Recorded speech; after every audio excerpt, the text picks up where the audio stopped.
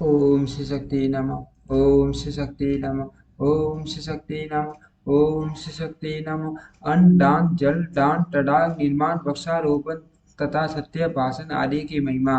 नारद जी ने पूछा, भगवान गुणों में श्रेष्ठ ब्राह्मणों ब्राह्मणों को देने की इच्छा रखने वाला मनुष्य इस श्लोक में किन किन वस्तुओं का दान करे, ये सब बताइए। महादेव जी बोले, देवस्य पर्वत सुनो। लोक में तत्वों को जान कर सज्जन पुरुष अन्नदान की प्रशंसा करते हैं, क्योंकि सब कुछ अन्न में ही प्रतिष्ठित है। अतएव साधु महात्मा विशेष रूप से अन्न का ही दान करना चाहते हैं। अन्न के समान कोई दान न हुआ है, न होगा। यह सरासर जगत अन्न के ही आधार पर टिका हुआ है। लोक में अन्न ही बलवर्धक है।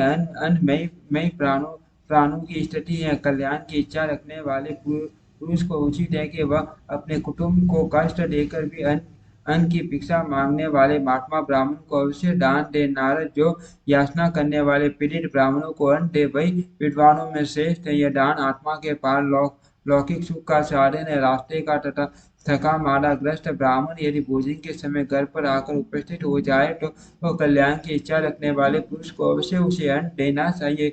सही अन्नदाता इहलोक और परलोक में भी सुख उठाता है। थके मारे अपरिचित राहगीर को जो बिना बिना बिना कलेश के अन्न देता है, वह सब धर्मों का फल प्राप्त करता है। अतिथि की न तो निंदा करे और न उससे द्रोही रखे। उसे अन्न अर्पण करे, उसे दान की विशेष प्रशंसा है। माँ मुने, जो मनुष्य अन्न से देवताओं, पितरों, ब्राह्मणों तथा अतिथियों को तृप्त करता है, उसे अक्षय अक्षय पुण्य की प्राप्ति होती है। मान पाप करके भी जो याचक को विशेष ब्राह्मणों को अन्न दान करता है, वह पाप से मुक्त हो जाता है। ब्राह्मणों को दिया हुआ दान अक्षय होता है। शूद्र को भी किया हुआ अन्न दान महान फल देने वाला है। अन्न दान करते समय याचक से यह न पूछे कि वह किस गोत्र और किस शाखा का है तथा उसे कितना अध्ययन किया है। अन्न का अभिलाषी कोई भी क्यों न हो, उसे दिया हुआ अन्न दान महान फल देने वाला होता है। तो मनुष्य को इस पृथ्वी पर विशेष रूप से अन्न का दान करना चाहिए। जल का दान भी श्रेष्ठ है, वह सदा सब दानों में उत्तम है। इसीलिए बावली, कुआं और पोखरा बनवाना चाहिए। जिसके खोदे हुए जलाशय में गौ, ब्राह्मण और साधु पुरुष सदा पानी पीते हैं, वह अपने कुल को टाल देता है। नारद जिसके पोखरे में गर्मी के समय तक पानी ठहरता है, वह कभी दुर्गम एवं विषम संकट का सामना नहीं करता। पोखरा बनवाने बनवाने वाला पुरुष तीनों लोकों में सर्वत्र सम्मानित होता है। मनुष्य पूरे धर्म, अर्थ और काम का यही फल बतलाते हैं कि देश में खेत के भीतर उत्तम पोखरा बनवाया जाए, जो प्राणियों के लिए महान आश्रय हो। देवता, मनुष्य, गंधर्व, पीतर, नाग, राक्षस तथा स्थावर प्राणी भी जलाशय का आश्रय लेते हैं। जिसके पोखरे में केवल वर्षा ऋतु में ही जल रहता है, उसे अग्निहोत्र का फल मिलता है। जिसके तालाब में हेमंत और शिशिर काल तक जल ठहरता है, उसे शस्त्र गोदान का फल मिलता है। यदि वसंत तथा ग्रीष्म ऋतु तक पानी रुकता हो तो मनीषी पुरुष अतिरात्र और अश्वमेघ यज्ञों का फल बतलाते हैं। अब वृक्ष लगाने के जो लाभ है उनका वर्णन सुनो। माँ मुने, वृक्ष लगाने वाला पुरुष अपने भूतकालीन पितरों तथा होने वाले वंश वंश जो का भी उद्धार कर देता है। इसीलिए वृक्षों को अवश्य लगाना चाहिए। वह पुरुष परलोक में जाने पर वहाँ अक्षय लोकों को प्राप्त करता है। वृक्ष अपने फूलों से देवताओं का, पत्तों से पितरों का तथा छाया से समस्त अतिथियों का पूजन करते हैं। किन्नर, यक्ष, राक्षस, देवता, गंधर्व, मानव तथा ऋषि भी वृक्षों का आश्रय लेते हैं। वृक्ष फूल और फलों से युक्त होकर इस लोक में मनुष्य को प्राप्त करते हैं। वे इस लोक और परलोक में भी धर्मज पुत्र माने गए हैं। जो पोखरे के किनारे वृक्ष लगाते हैं, यज्ञ अनुष्ठान करते हैं तथा जो सदा सत्य बोलते हैं, वे कभी सड़क से भ्रष्ट नहीं होते। सत्य ही परम मोक्ष है, सत्य ही उत्तम शास्त्र है। सत्य देवताओं में जागृत रहता है, तथा सत्य परम पद है। तब यज्ञ, पुण्य कर्म, देव ऋषि पूजन, आद्य वेदी और विद्या विद्या ये सभी सत्य में प्रतिष्ठित है। सत्य ही यज्ञ, दान, मंत्र और सरस्वती देवी है। सत्य ही व्रत, चर्या है तथा तथा सत्य ही ओमकार है, सत्य से ही वायु चलती है, सत्य से ही सूर्य तपता है, सत्य के प्रभाव से ही आग जलती है तथा सत्य से ही सबक टिका हुआ है। लोक में जो सत्य बोलता है वह सब देवताओं के पूजन तथा संपूर्ण तीर्थों में स्नान करने का फल निःसंदेह प्राप्त कर लेता है। 1000 अश्वमेध यज्ञ का पुण्य पुण्य और सत्य, इन दोनों को यदि तराजू पर रखकर तौला जाए तो संपूर्ण यज्ञों की अपेक्षा सत्य का ही पलड़ा भारी होगा। देवता पीतर और ऋषि सत्य में ही विश्वास करते हैं। सत्य को ही परम धर्म और सत्य को ही परम पद कहते हैं। सत्य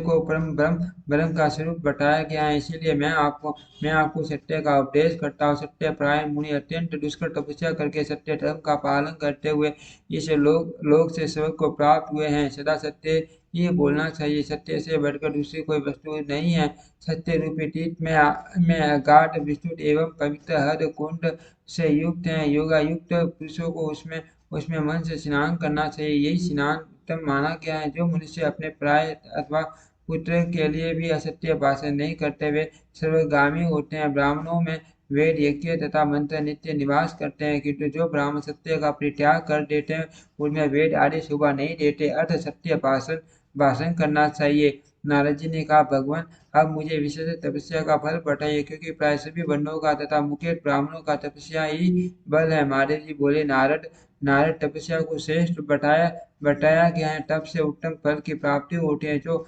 सदा तपस्या में संलग्न रहते हैं वे सदा देवताओं के साथ आनंद आनंद भोगते हैं। तप से मनुष्य मोक्ष पा लेता है। तप से मठ पद की प्राप्ति होती है। मनुष्य अपने मन से ज्ञान विज्ञान का खजाना सौभाग्य और रूप आदि जिस जिस वस्तु की इच्छा करता है वह सब उसे तपस्या से मिल जाती है। जिन्होंने तपस्या नहीं की है वे कभी ब्रह्म लोक में नहीं जाते। पुरुष जिस किसी किसी कार्य का उद्देश्य लेकर तप करता है वह सब इस लोक और परलोक में उसे प्राप्त हो जाता है। शराबी परस्त्रीगामी ब्रह्म हत्यारा तथा गुरु पत्नी गामी जैसा पापी भी तपस्या के बल से सबसे पार हो जाता है। सब पापों से छुटकारा पा लेता है। तपस्या के प्रभाव से 86,000 उद्धव उद्धव रेता मुनि स्वर्ग में रहकर देवताओं के साथ आनंद भोग रहे हैं। तपस्या से राज्य प्राप्त होता है। इंद्र तथा संपूर्ण देवता और असुरों ने तपस्या से सदा सबका पालन किया है। तपस्या से ही वे वृद्धि दाता हुए हैं। संपूर्ण लोगों के हित में लगे रहने वाले दोनों देवता सूर्य और चंद्रमा तप से ही प्रकाशित होते हैं। नक्षत्र और ग्रह ग्रह भी तपस्या से ही कांतिमान हुए हैं। तपस्या से ही मनुष्य सब कुछ पा लेता है, सब सुखों का अनुभव करता है। मुने जो जंगल में फल फूल खाकर तपस्या करता है तथा जो पहले केवल वेद का अध्ययन ही करता है वे दोनों समान है। वह अत्यंत तपस्या के ही तुल्य है। शेष दिव्य वेद पढ़ाने से जो पुण्य प्राप्त करता है स्वाध्याय और जप से इसकी अपेक्षा दूना फल पा जाता है। जो सदा तपस्या करते हुए शास्त्रों के अभ्यास से ज्ञानोपार्जन करता है और लोग को उसे ज्ञान का बोध कराता है वह परम पूजनीय गुरु है। पुराण बेटा पुरुष दान का सबसे श्रेष्ठ पात्र है। वह पतन से दान करता है, इसीलिए पात्र कहलाता है। जो लोग सुपात्रों को धन धान्य सुवन तथा भांति भांति के वस्त्र दान करते हैं वे परम गति को प्राप्त होते हैं। जो शेष पात्र को गौ भैंस हाथी और सुंदर सुंदर घोड़े दान करता है वह संपूर्ण लोगों में अश्वमेघ के अक्षय अक्षय फल को प्राप्त होता है। जो सुपात्र को जूती बोई एवं फल से भरी हुई सुंदर भूमि दान करता है वह अपने 10 पीढ़ी पहले के पूर्वजों और 10 पीढ़ी बाद तक की संतानों को दान देता है तथा दिव्य विमान से विष्णु लोक को जाता है। देवगण पुस्तक वाँचने से जितना संतुष्ट होते हैं उतना संतुष्ट उन्हें यज्ञों से पोषण अभिषेक से तथा फूलों द्वारा की हुई प्रजाओं से भी नहीं होता। जो भगवान विष्णु के मंदिर में धर्म ग्रंथ का पाठ करता है तथा देवी शिव गणेश और सूर्य के मंदिर में भी उसकी व्यवस्था करता है वह मानव दास हुई और अश्वमेघ यज्ञों का फल पाता है। इतिहास पुराण के ग्रंथों का वासना पुण्यदायक है। ऐसा करने वाला पुरुष से संपूर्ण कामनाओं को प्राप्त कर लेता है तथा अंत में सूर्य लोक का भेदन करके ब्रह्मलोक को चला जाता है। वहाँ 100 कल्पों तक रहने के 50 इस पृथ्वी पर जन्म ले राजा होता है।